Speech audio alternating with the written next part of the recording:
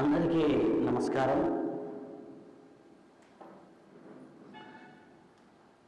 వేదిక మీద ఉన్నటువంటి గురువులకి నమస్కారం. ఎందుకంటే ఈ ముగ్గురితో ఒక కామన్ అనుబంధం ఉంది. ముగ్గురిని పీడించి బయటికి తీసుకొచ్చింది నేనే. కాబట్టి మీకు అమ్మ గురించి ఆటోమేటిక్గా నేను ఎంత అంటే ఇప్పుడు ఆటోమేటిక్గా అన్ని ఇంటర్వ్యూలోకి వచ్చేసింది. బాబా గారిని కూడా అంతే లాక్డౌన్లో పట్టుకున్నాను. ఆయన లాక్డౌన్లో బస్సులు లేక వేరే ఆశ్రమాల్లో ఉంటే వారు పట్టుకొని గుంటూరు దగ్గర నారాపూడిలో ఇంటర్వ్యూ చేయడం జరిగింది. ఆ ఇంటర్వ్యూస్ మొదలుపెట్టి ఇప్పుడు ఎన్ని ఛానల్స్లో ఎన్నో ఇంటర్వ్యూస్ ఒక 50 పైన అయిపోయింది. నేనే ఒక 20 దాకా చేసుకుంటాను. తర్వాత అమ్మతో 13 చేశాను. మూర్తి గారు నేను ఇవ్వను అన్నారు. వారితో కూడా మొదలుపెట్టి 3 ఇంటర్వ్యూలు చేయడం జరిగింది. వీరిదైతే మీ ఊరే, కాకినాడ వాస్తవ్యులు. వారు రాజకీయంగా పొలిటికల్గా ఉంటూ వారు పొలిటికల్ అంతా కూడా వదిలేసి ఆధ్యాత్మిక సాధనలోకి వెళ్ళినటువంటి మహానుభావులు. ఓకే, ఒక సీఎంకి సలహాదారులుగా ఉన్న వ్యక్తి ఒకసారి ఆ స్థాయికి వెళ్ళిన తర్వాత సాధన కోసం మొత్తం తునప్రాయంగా వదిలేయాలంటే ఎంత సాహసం కావాలి. కాబట్టి వారు ఎక్కడో కాదు, మీ కాకినాడలోనే మీ శంకరమఠం వీధిలో సుబ్బయ్య హోటల్ పక్కనే ఉంటారు. వారు ఎక్కువ ఋషికేశ్ తిరుగుతూ ఉంటారు. ఎంతోమందికి వారు క్రియా ఇనిషియేషన్ ఇవ్వడం జరిగింది. ఇంకా అమ్మ గురించి మీకు చెప్పడం లేదు, ఆటోమేటిక్గా మీ అమ్మాయి మా అమ్మాయి కాబట్టి నేనేం చెప్పను. కాబట్టి అనమాట. ఇంకా స్వామీజీ వారి గురించి చెప్పాలి అంటే వారు అంటే 110 ఇప్పుడు 110 సంవత్సరాల వయసు. ఎంత సింపుల్గా ఎంత యాక్టివ్గా ఉన్నారు. ఈ మధ్య కొద్దిగా యాక్టివ్ తగ్గారు, కానీ ఇంత ముందర వారు పరిగెత్తుతూ ఉంటే అద్భుతంగా అంటే వారితో పాటు మనం నడవడానికి కూడా ఓపుకుండేది కాదు, అంత యాక్టివ్గా ఉండేవారు. వారిని సాధనాపరంగా చూసినప్పుడు ఎన్నో అద్భుతమైన విషయాలు, ఎంతో క్లిష్టమైన విషయాలను చాలా సింపుల్గా చెప్పే 3 గురువులు ఒకేసారి కలిశారు. నేను కారణమైనందుకు నేను హ్యాపీగా ఉన్నాను. ఎందుకంటే వేరే ప్రోగ్రామ్ ఇచ్చాము ముగ్గురికి, ఆ ప్రోగ్రామ్ క్యాన్సిల్ అయింది, ఈ ప్రోగ్రామ్ ఓకే అర్థమైంది. వేరే ప్రోగ్రామ్ కోసం ఉదయం అక్కడ కలిసి మధ్యాహ్నం మీ ఆశ్రమానికి వద్దామమ్మా అని చెప్పారు. మధ్యాహ్నం ఉదయం వేరే రకంగా జరిగింది. అయితే ఏది ఎప్పుడు ఎలా జరగాలో భగవంతుడు నిర్ణయిస్తాడు. బాబా గారికి అమ్మని కలుపుతానని ఎప్పుడో మాట ఇచ్చాను, వీరికి బాబా గారిని కలుపుతానని మాట ఇచ్చాను. 2 నా కోరికలు ఒకేసారి జరిగిపోయినాయి. కాబట్టి ఈరోజు భగవంతుడు ఇలా జరిపించాలని కోరుకున్నాడేమో, ఇది ఇక్కడ జరిగింది. అయితే చాలా ఏంటంటే మొన్న ఒక ఆయన మన ఆఫీస్కి వచ్చారు. ఆఫీస్కి వచ్చినప్పుడు ఒక ఎగ్జాంపుల్ చెప్తాను. ఆయన వయసు 78, 79 అనుకుంటా. ఆయన గుంటూరు దగ్గర ఒక చిన్న పల్లెటూరు. వాళ్ళ మనమడు ఫోన్ కొనిచ్చాడు 3 ఏళ్ల క్రితం. ఆయనకి టచ్ ఫోన్ అని కూడా తెలియదు, అంటే దాని బొమ్మల ఫోన్ అని ఇంకా సంబోధిస్తున్నాడు. వాళ్ళ మనముడు ఏదో ఆస్ట్రేలియాలో వెళ్ళి వచ్చినందుకు తాతకు ఫోన్ ఇచ్చాడు. ఆయన బాబా గారు నేను చేసిన ఇంటర్వ్యూలో ఒక ప్రాణాయామం చూశాడు, ఒకే ఒక ప్రాణాయామం చూశాడు. ఆ ప్రాణాయామం ఫస్ట్ చేయడానికి చాలా ఇబ్బంది పడాడు, 2 నిమిషాల కంటే ఎక్కువ చేయలేకపోయాడు. అలా ప్రాక్టీస్ చేసి ఇప్పుడు 1.5 గంటల ప్రాణాయామాలు చేస్తున్నాడు.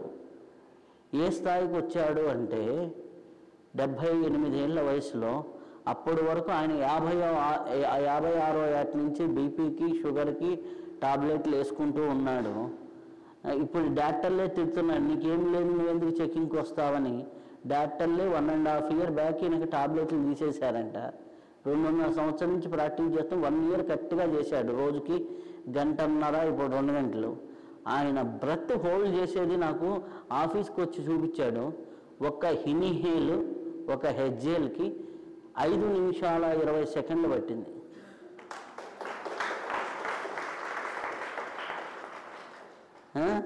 నాకేం తెలియదు నాన్న, నేను ఏం చేయను నాన్న, గాలి పీల్చుకుంటా గాలి వదులుతా, నువ్వే చెప్పినావు టీవీలో, నువ్వు చెప్పిందే నేను చెప్తున్నాను మళ్ళీ నాకే చెబుతాడు.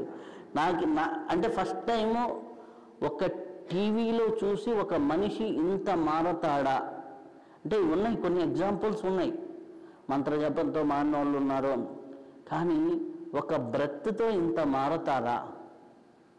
ఓన్లీ ఆయన చేసింది ఏందో కాదు, అనులోమ విలోమ ప్రాణాయామం ఒకటి, శీతళి ప్రాణాయామం ఒకటి, ఈ రెండే ఆయన పట్టుకుంది.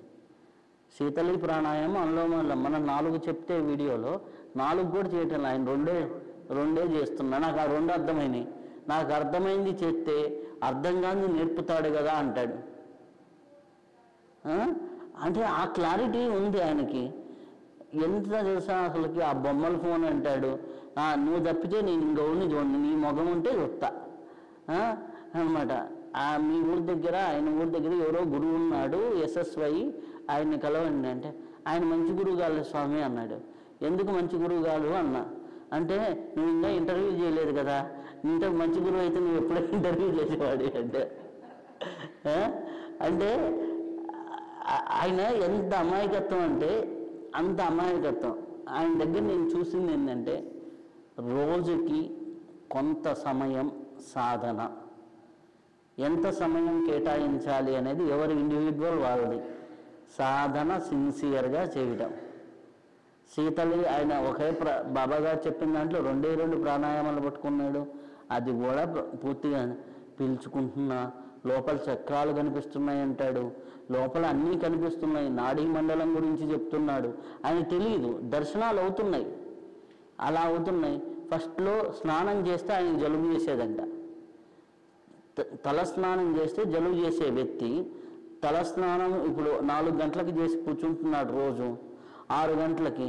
మొన్న గోల్కొండకి వాళ్ళ మనమడిని తీసుకొని వెళ్ళాడంట. మనమడేమో ఆయాసంతో రొప్పుతున్నాడు, ఈయనేమో పరిగెత్తుకుంటూ వెళ్తున్నాడు.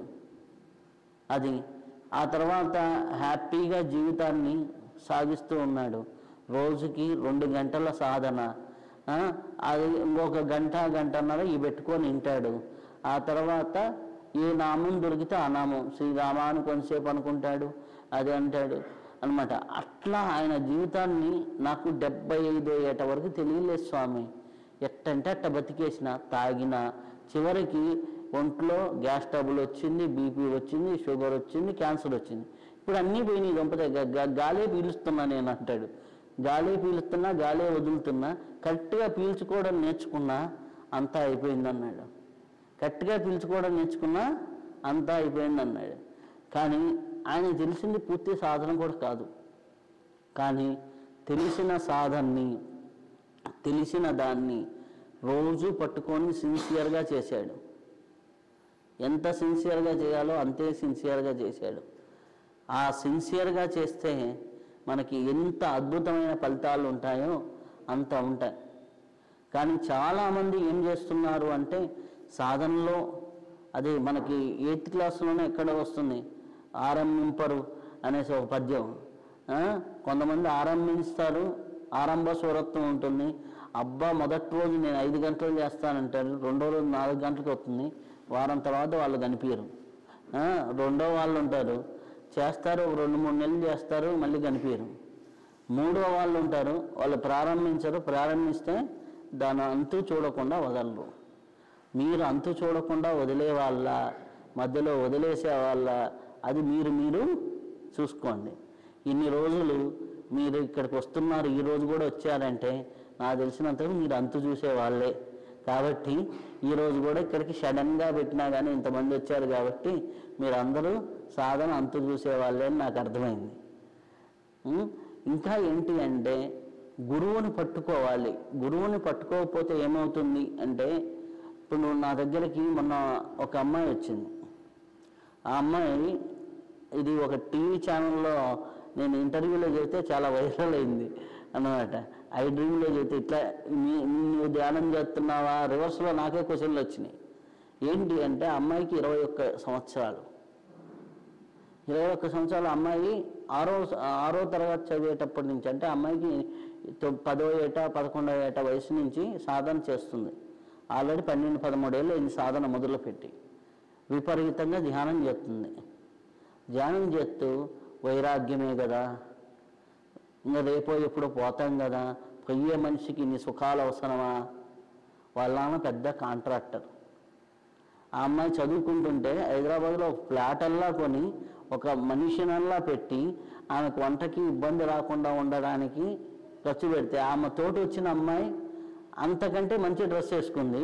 ఈ అమ్మాయి ఎందుకు, అంత సమానత్వమే కావాలి కదా అని బీభత్సమైన వైరాగ్య చింతన అనమాట. నాకు పెళ్ళి అవసరమా, పెళ్ళి చేసుకుంటే ఏం చేయాలి, వచ్చినోడు చావడానికే కదా, అంటే మళ్ళీ ఎవడన్నా పుడితే చావడానికే కదా, దానికి కనటం ఎందుకు, పెళ్ళి చేసుకోవడం, ఇట్లాంటి ఇన్ని క్వశ్చన్లు పెట్టింది నా ముందర. అయితే ఇక్కడ ఏంటి అక్కడ అమ్మాయి జరిగింది అంటే నాకు అర్థమైంది, సాధన ఎట్లో ఒకట నేర్చుకున్నారు. ఏదో 1 రోజు 2 రోజుల్లో పోయి ఎక్కడో ధ్యానం నేర్చుకుంది, గుడ్డిగా చేయటం మొదలుపెట్టింది. ఆ గుడ్డిగా చేయటం అనేది గురువుతో లేకుండా, గురువు కనెక్షన్ లేకుండా, ప్రత్యక్ష గురువు కావచ్చు, పరోక్షంగా కావచ్చు, మనకు హాస్టల్గా కావచ్చు, గురువుతో సంబంధం లేకుండా సాధన చేస్తూ ఉంటే ఇటువంటి పొరపాట్లే జరుగుతాయి. అమ్మాయికి ఇప్పుడు అది అలా బిహేవియర్ అమ్మాయికి 6-7 ఏళ్ళ నుంచి ఉంది. అది బరాయించలేక వాళ్ళ అమ్మ నా దగ్గర పంపించింది. ఆ అమ్మాయి ఒళ్ళు పట్టుకొని చూస్తే ఊరికట్లా ఒళ్ళు కాలిపోతుంది. చంద్రనాడి అసలు పనిచేయటం అమ్మాయికి, ఓన్లీ సూర్యనాడి పనిచేస్తుంది. ఓన్లీ చంద్రనాడి ప్రాణాయామం రోజు కొద్దిగా చేయి తల్లి అంటే అప్పుడు మొగం కళ వచ్చింది, 15 రోజుల్లో గ్లో వచ్చింది అన్నమాట. ఇట్లా అంటే గురువుతో మనం సాధన చేస్తే ఏంటంటే మనం ఏదైనా తప్పటడుగేస్తే పట్టుకుంటారు. ఎలాగంటే ఒక చిన్న పిల్లవాడు రోడ్డు మీద పరిగెత్తమని తల్లి వదిలేస్తుంది, అటో ఇటో ఏదైనా వెహికల్ వస్తున్నో లేకపోతే ఏదైనా గొంతు వస్తే తల్లి వెనక నుంచి పోయి పట్టుకుంటుంది. అలా గురువుతో ఉండి సాధన, గురువుతో సాధన, గురువు కృపతో సాధన, గురు కృప వల్లే మనం సాధన చేస్తున్నాం అనేది గుర్తుపెట్టుకొని ముందుకు వెళ్ళగలిగితే మన సాధన చాలా అద్భుతంగా ఉంటుంది. లేదు అంటే ఎక్కడో చోట సాధనలోకి రావటం ఇంపార్టెంట్, సాధనలో నిలబడటం ఇంపార్టెంట్, సాధనలో గురువును పట్టుకోవడం అంతకంటే ఇంపార్టెంట్. సాధనలో నిలబెట్టి గురువు లేకుండా చేసేస్తారు, వాళ్ళ దోచిందే చెప్పేస్తారు, చెప్పేసి వాళ్ళు ఓని ప్రచారం కోసం చెప్పేస్తారు, వాళ్ళకే సమస్యలు వస్తాయి.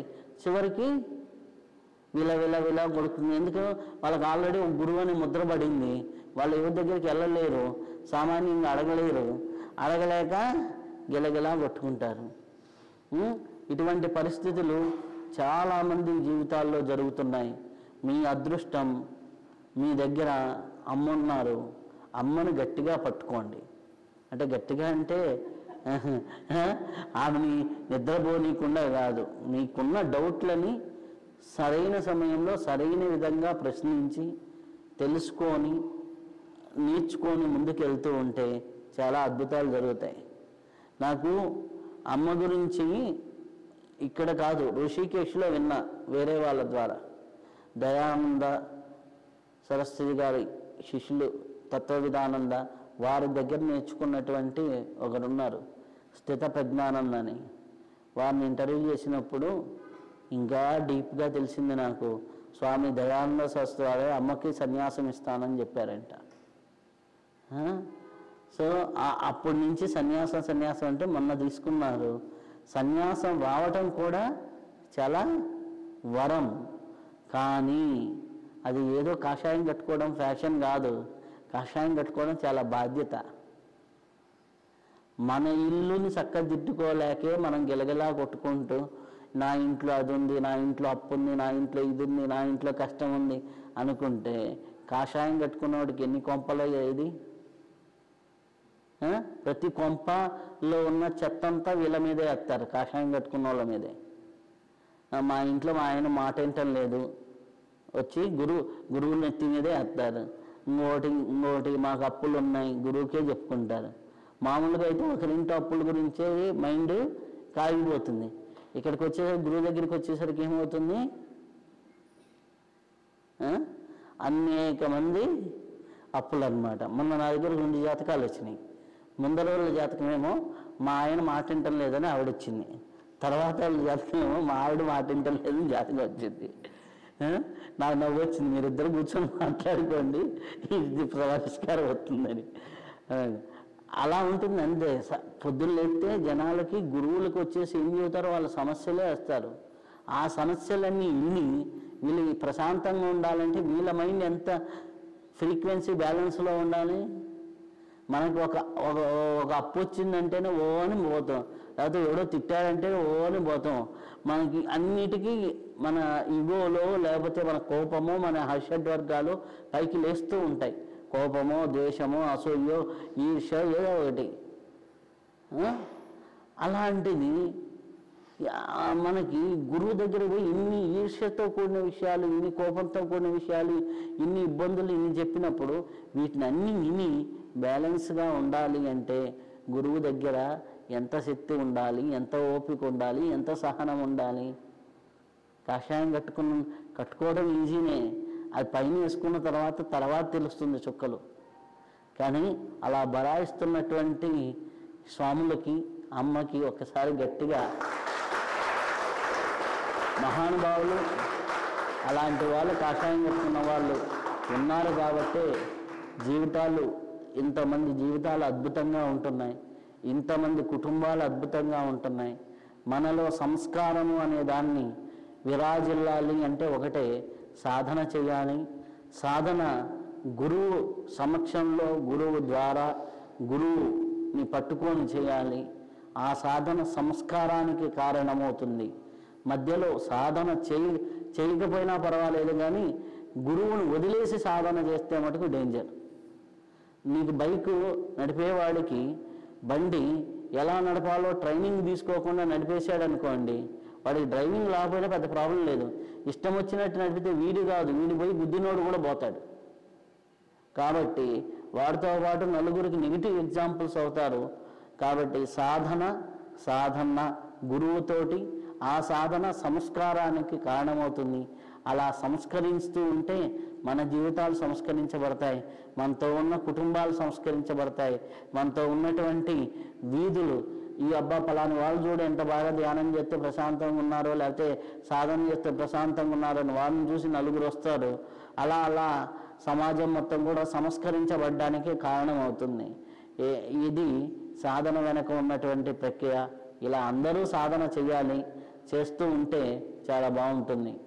అలాగే ఫైనల్గా ఏంటంటే నేను మధ్యలో వెళ్ళిపోతాను, ఎందుకంటే నాకు ఫ్లైట్ టైం అవుతుంది. కాబట్టి నేను 4 గంటలకి జంప్ అనమాట. అందరినీ కలుపుతానని కలిపాను. వాళ్ళు ఎంతసేపు కలిసి ఉంటానో నాకు సంబంధం లేదు. కాబట్టి కలపడం వరకు నా డ్యూటీ. ఆ కలయికి ఎన్ని జన్మల వరకు ట్రావెల్ అవుతుందో నాకు తెలియదు. కాబట్టి మూర్తి గారికి హ్యాండ్ ఓవర్ చేస్తాను. గురు బ్రహ్మ గురు విష్ణు గురుదేవో మహేశ్వర గురు సాక్షాత్ పరబ్రహ్మ తస్మై శ్రీ గురువే నమః. గురుకృపా హి కేవలం గురుకృపా హి కేవలం గురుకృపా హి కేవలం భగవత్కృపా హి కేవలం భగవత్కృపా హి కేవలం భగవత్కృపా హి కేవలం బాబాజీ కృపా హి కేవలం. గురువులు పరమగురువులు మహాప్రభు బాబాజీ లహరి మహాశయ్ యుక్తేశ్వరగిరి పరమహంస యోగానంద ప్రభుజీ హరిహరానంద స్వామి శంకరానందగిరికి శతకోటి వందనాలు. గురువు ఈ శరీర మధ్యం ద్వారా ఏం పలికిస్తే అది చెప్పడం జరుగుతుంది. వేదిక మీద ఉన్న గురువులందరికీ శిరస్సు వంచి నమస్కరిస్తున్నాను. అలాగే ఇక్కడ కార్యక్రమంలో విచ్చేసిన వారందరికీ శిరస్సు వచ్చి నమస్కరిస్తున్నాను. జై గురుదేవ్, జై స్వామి శంకరానందగిరి. ఈరోజు హనుమత్ జయంతిని చాలామంది జరుపుకుంటున్నారు. ఈ హనుమత్ జయంతిలో ఇంపార్టెన్స్ ప్రకారం మనం చూసుకుంటే, మన శరీరంలా చూసుకుంటే కనుక ఊర్ధ్వముఖ ప్రయాణానికి హనుమంతుడే మూలం. ఎలాగంటే ఇప్పుడు రాముడు అంటే చైతన్యం, సీత మనసు, రావణుడు అహంకారం. ఈ అహంకారం ప్రవేశించగానే అది మనసు రాముడి నుంచి దూరం అయిపోయింది. చైతన్యం మనసు వెంపు వెళ్ళదు, మనసు చైతన్యం వెంపు వెళ్ళాలి. ఎవరు కావాలి? హనుమంతుడు ప్రాణవాయువు, ఎరుక అవేర్నెస్ లక్ష్మణుడు. హనుమత్ జయంతి అంటే మన ఊర్ధముఖ ప్రయాణం, రావణుడి నుంచి రాముడి దగ్గర ప్రయాణం చేయించగలిగేవాడు హనుమంతుడు. సో అంత సృష్టికి మూలం అదే. మనం ఇక్కడ ఉన్నాం, మాట్లాడుతున్నాం, మనలో ఉన్న శ్వాస ఉంది కాబట్టి మాట్లాడుతున్నాం, ప్రాణవాయువు ఉంది కాబట్టి మాట్లాడుతున్నాం. ప్రాణవాయువు లేకపోతే లేదు. సో మూలం ఏది మనకి? మూలం. అందుకనే హనుమంతుడు మూలం కాదు, చాలా గొప్పతనం. అందుకనే రవిశాస్త్రి గారు ఇంతమందిని ఒకచోట కూర్చోబెట్టి ఇది మొదలు పెట్టించారు. ఇదంతా గురుకృప. ఒకటి కూర్చున్నాం, చేస్తున్నాం, మాట్లాడుతున్నాం, అంతా గురుకృప. గురుకృప ఏంటండి అంటారు. మనం మాట్లాడే వెనకాల ఎవరున్నారు? బ్రెత్ ఉంది. బ్రెత్ లేకపోతే మాట్లాడగలవా? ఆ బ్రెత్తే సద్గురు, సదాగురు. ఎందుకంటే దాన్నే ప్రాణమిత్రుడు అంటారు. ప్రాణమే మన మిత్రుడు. మన మిత్రుడు ఎవరు? ప్రాణమే. మన మిత్రుడి గురించి బయట అంతా వెతుకుతూ ఉంటాం. ఎల్లవేళలా ఎప్పుడూ మన కనిపెట్టుకునేది మన ప్రాణమిత్రుడు. మన ప్రాణమిత్రుడి దగ్గరికి ఎలా వెళ్ళాలో మనకు తెలియదు. ఆ ప్రాణమిత్రుడి దగ్గరికి ఎలా వెళ్ళాలి, ఆ ప్రాణమిత్రుడితో ఎలా ప్రయాణం చేయాలి అని క్రియా విద్య నేర్పుతుంది. దీన్ని బ్రహ్మ విద్య అంటారు. ఉత్తమ బ్రాహ్మడు ఎవరా అంటే క్రియ చేసేవాడు ఉత్తమ బ్రాహ్మడు. ఒక కులంతో పుట్టినవాడు కాదు. ఈ బ్రహ్మ విద్య నేర్చుకుని బ్రహ్మ విద్య సాధన చేసేవాడు ఉత్తమైన బ్రాహ్మడు. సో ఈ హనుమంతుడిని చూసి మనం నేర్చుకోవాల్సింది ఏంటి? మనం ప్రయాణం ఊర్ధ్వముఖం. ఏంటి ఊర్ధ్వముఖం, ఏంటి అధోముఖం, ఏం జరుగుతోంది అంటే ఇకార శ్వాసలు పైకి వెళ్ళింది, శ్వాసని అక్కడ నిలిపాం, దాన్ని స్వకార. శ్వాసను కిందకి తీసుకొచ్చాం, రకార. ఈశ్వర ప్రణిధానాన్ని ఈజ్ క్రియాయోగం. అంటే ఈశ్వర సేవ చేయడమే. ఈశ్వర సేవ చేయడం అంటే ఏంటి? ఆమె ఈశ్వరుని మేము పూజించుకుంటున్నాం కదా, అది ఈశ్వర సేవ కాదా? ఇది ఈశ్వర సేవ ఎలా అవుతుంది అంటే మన లోపల ఈశ్వరుడు 21,600 సార్లు ఉచ్ఛ్వాస నిశ్వాసాలు చేస్తున్నాడు. మనం ఆయనకి ఏం సేవ చేస్తున్నాం? ఆ ఉచ్ఛ్వాస నిశ్వాసాలు చేస్తుంటే ఏం జరుగుతుంది? ఈ ప్రాణం అధోముఖంగా వచ్చేస్తుంది. ప్రాణం అధోముఖంగా వస్తే మనం కిందకి వెళ్ళిపోతున్నాం, జన్మలు ఎత్తుతున్నాం, జన్మల్లోకి వస్తున్నాం, జన్మల్లోకి వెళ్ళిపోతున్నాం. ఇక్కడ బయట మనం ఏం చేస్తున్నాం? పరమాత్ముడికి సేవ చేస్తున్నాం అనుకుంటున్నాం. మనం చేస్తున్నాం అనుకుంటున్నాం, చేస్తున్నాం కూడా. ఎలా చేస్తున్నాం? నేను సేవ చేస్తున్నాను, నేను పూజ చేస్తున్నాను, నేను సమర్పించుకుంటున్నాను, అంతా నేనే.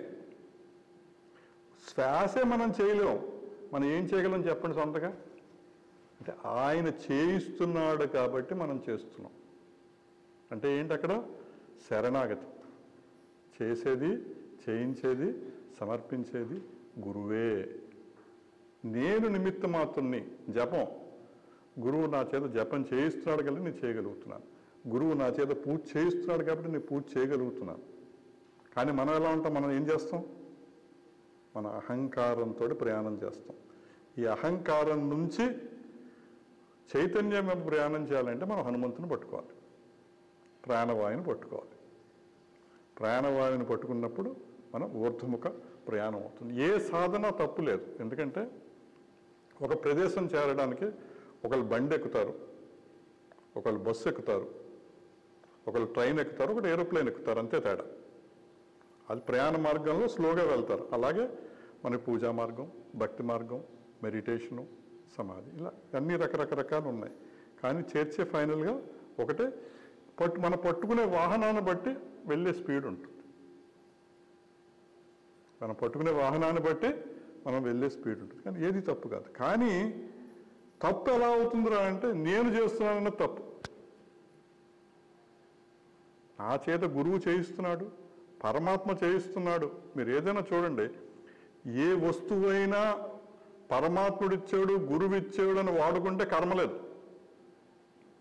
నాది అంటే ఫస్ట్ కర్మ వచ్చేసింది. ఆయన ఇచ్చిన వస్తువు వాడుకోవడంలో ఉంటే ఆనందం జ్ఞాన దాంట్లో లేదు. ఎందుకంటే దానికి తృప్తి లేదు. ఎప్పుడు తృప్తి లేకపోతే ఆనందం లేదు. అదే ఆయన ఇచ్చింది మనం వాడుకుంటే ఎంత తృప్తి. ఈరోజు ఇవ్వలేదు. సో మూలం ఏంటి? శరణాగతి. మీరు అమ్మ చెప్తారు, ఏ సాధన చెప్పినా మీరు చేయాలి. ఇంకోటి నేర్చుకోవాల్సింది, సూర్యుడు చంద్రుడు వాళ్ళు ఏ రోజైనా మిస్ అవుతారా? డిసిప్లిన్ అంటే ఏదైనా జరిగింది, అమ్మ నాకు చెప్పింది, నేను లేచి కూర్చుని చెయ్యాలి, అమ్మే చేస్తుంది, అమ్మే చేయిస్తుంది, అమ్మే సమర్పించుకుంటుంది అన్న భావంతో మీరు సాధన మొదలెట్టినండి, ఏ సాధన ఆగదు, ఎప్పుడూ ఆగదు. సో నా గురువు ఏం చెప్పాడంటే, నా గురువు ఓ పేరు స్వామి శంకరానందగిరి, ఋషికేశ్లో ఉంటారు. ఆయనకి సుమారు 78-80 సంవత్సరాలు ఉంటాయి. ఆయన 10వ సంవత్సరమే ఇంట్లోంచి పారిపోయి ఆశ్రమానికి వచ్చేసారు, కరూరు ఆశ్రమానికి. 12వ సంవత్సరం దీక్ష తీసుకోవడం జరిగింది. 15వ ఏట ఆయన గురువుని చేశారు. ఆయన పెద్దగా చదువుకోలేదు, ఎందుకంటే ఎలిమెంటరీ స్కూల్ వరకు చదువుకున్నాడు. బట్ ఆయన ఏ లాంగ్వేజ్ అయినా మాట్లాడతాడు. భగవద్గీత మాట్లాడతాడు, వేదాలు మాట్లాడతాడు, స్క్రిప్చర్స్ మాట్లాడతాడు, మెడికల్ డాక్టర్ వెళ్తే డాక్టర్ లాంగ్వేజ్లో మాట్లాడతాడు, ఇంజనీర్ వెళ్తే ఇంజనీర్లో మాట్లాడతాడు, ఏ సబ్జెక్ట్ అయినా మాట్లాడతాడు. దీనికి మూలం ఏంటి గురువు అని అడిగాను నేను. దీనికి మూలం నీ బ్రెత్తే. నేను ఈ బ్రెత్నే పట్టుకున్నాను, ఈ బ్రెత్తే నన్ను ఇక్కడ వరకు తీసుకొచ్చింది అంటే నిజమైన ఈశ్వరుని ఆయన పట్టుకున్నాడు. ఆ మార్గం ఈశ్వరుడే తీసుకెళ్ళిపోయాడు. ఈశ్వరుడు తెలియంది ఏముంటుంది? సో ఆయనకి ఏదైనా సరే ఆయన చెప్పింది ఏంటి? బ్రెత్. అంటే ఆ బ్రెత్ అన్నప్పుడు నాకు కూడా అర్థం అవ్వలేదు కొత్తలో, స్టార్టింగ్లో బ్రెత్. కానీ ఎప్పుడైతే అన్నిటికీ మూలం మనం ఇక్కడ కూర్చున్నాం, మనం ఏమనుకుంటాం, పరమాత్మ సృష్టిలో బోళ్ళు తారతమ్యాలు ఉన్నాయి, ఒకటి ఇలా పుట్టాడు, ఒకటి ఇలా పుట్టాడు, ఒకటి ఇలా పుట్టాడు అనుకుంటాము. మీరు నోటీస్ చేయండి, మనం ఇక్కడ ఈ రూమ్లో ఉన్నాం, రకరకాల రూపాలతో ఆడవాళ్ళగా ఉన్నాం, మగవాళ్ళగా ఉన్నాం, రకరకాల శరీర రూపాలతో ఉన్నాం. కొంతమంది కొన్ని ఎక్కువ భాషలు మాట్లాడతారు, అలాగే అమెరికాలో ఉన్నాడు వేరే భాష మాట్లాడతాడు, కొంతమంది అంగవైకల్యంతో ఉన్నారు, ఇలా రకరకాల మానవులు ఉన్నారు. అందరి మానవుల్లోనూ ఉచ్ఛ్వాస నిశ్వాస కామన్గా ఉంది, ప్రాణం కామన్గా ఉంది. ఆయన ప్రాణాన్ని ఇచ్చి ఆయన చేరుకునే మార్గం అందరికీ కామన్గా ఇచ్చాడు. ఆయన ప్రాణాన్ని ఇచ్చి ఆయనకు చేరుకునే మార్గం అందరికీ ఇచ్చాడు. ఇంక దీంట్లో తేడా ఏంటి? ఈ తేడా ఎందుకు వచ్చిందిరా అంటే, నువ్వు చేసుకున్న కర్మల వల్ల వచ్చింది.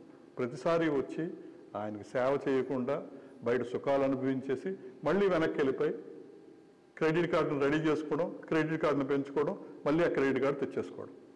డెబిట్ కార్డులో ఎంటర్ కానప్పుడు ఆయన ఏం చేస్తాడు? దీనికి మూలం ఎవరు? సో నీ క్రియనే చెప్పట్లేదు, ఏ సాధన చేసిన మూలం శరణాగతి. గురువు మీ చేత చేస్తున్నాడు, గురువు చేయిస్తున్నాడు అనేది ఉండాలి. ఇలా కూర్చున్నారన్న దానికి కూడా యోగం ఏర్పడితే తప్ప పని జరగదు. యోగం అంటే ఎలా జరుగుతుందండి? ఒక చిన్న కథ చెప్తా వినండి. ఒక మహారాజు చాలా అద్భుతంగా పాలిస్తూ ఉంటాడు. ఆ పాలిస్తుంటే పరమాత్ముడు అతని పాలన చూసి, నువ్వు చాలా గొప్పగా పాలిస్తున్నావు, నీకేం కావాలి మహారాజా అంటాడు. అంటే నాకు మీ దర్శనం ఇచ్చారు, నేను చాలా అదృష్టవంతుణ్ణి, మా దేశ ప్రజలందరికీ మీ దర్శనం కావాలి అంటే అది సాధ్యపడదు, దానికి యోగం ఉండాలి అంటాడు.